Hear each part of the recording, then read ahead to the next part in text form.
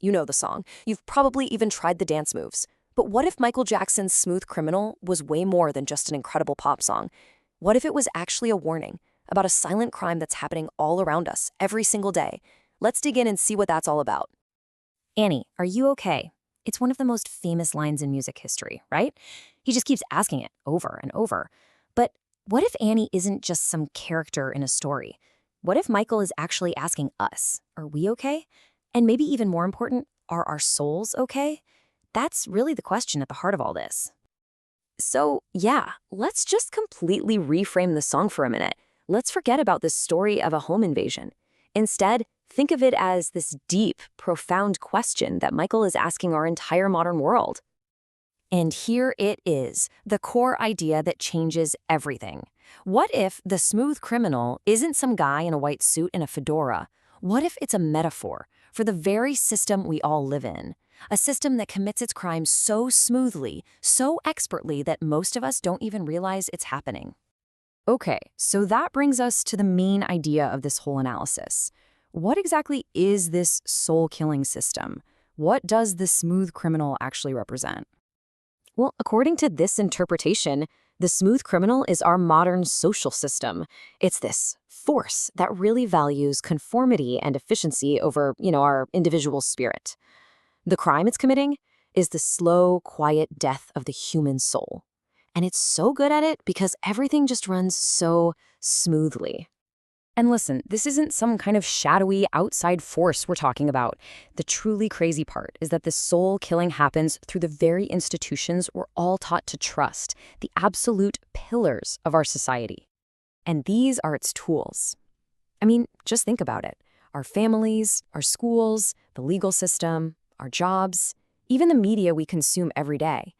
In their own ways, they can all push us to conform, to operate smoothly, and sometimes that comes at the cost of who we truly are. So, if we're all living inside this system, what's the effect on us? What's the psychological toll? Well, it leads to something pretty terrifying when you think about it. A world where being disconnected from your own soul isn't seen as a problem. It's just normal. It's what's expected. We even have a cute name for it, right? Adulting. And how do we even let this happen? Well, we kind of do it to ourselves. We internalize all that pressure. We learn to put a lid, so to speak, on our true nature, on our passions, our weird quirks, our messy emotions. We push down who we really are just to fit into the mold that society or our job or even our family expects from us. And all of this leads to this really powerful zombie metaphor. We function perfectly on the outside. We go to work, we pay our bills, we follow the rules, we live smoothly. But on the inside, our souls are just slowly fading away. We're just like those dancers in the music video, moving in perfect sync, but totally lifeless. Okay, I get it. This all might sound a little abstract.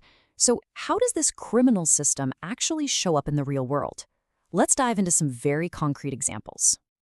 First up, let's take a look at the world of finance, a place where smooth operations are literally everything. This is a perfect example, a massive $50 billion crime that wasn't some chaotic, messy heist.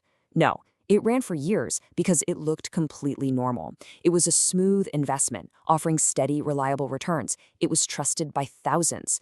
It hid in plain sight, pretending to be a legitimate part of the very economic system it was poisoning. Now, let's flip that on its head and look at a completely different kind of example, one where the system doesn't criminalize greed, but instead criminalizes compassion. I mean, just try to wrap your head around the logic here. The system, in this case immigration law, was so rigid, so focused on its own rules, that the simple act of saving human lives was relabeled as a crime, aiding illegal immigration. These fishermen were actually put on trial for doing the most basic human thing you can possibly do. It's just a chilling example of when rules and systems are seen as more important than actual human beings. Okay, so we've seen how the system works on a huge societal scale. But now let's bring it all the way back home, back to that original question, back to Annie and back to us. At the end of the day, this is the fundamental deal we're offered. To succeed, to be smooth, we're asked to conform. We're asked to put that lid on our true selves. And the price we pay for fitting in so perfectly is a piece of our soul. So what's the answer? Is there a way out? Well, yes, it's resistance. The source material has this beautiful phrase for it, the decolonization of the soul.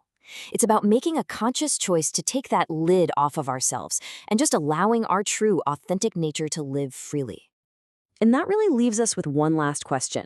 Because this isn't just about a song anymore, is it? Look at your own life, your job, your relationships, your community. What forces are demanding your conformity? What is your smooth criminal?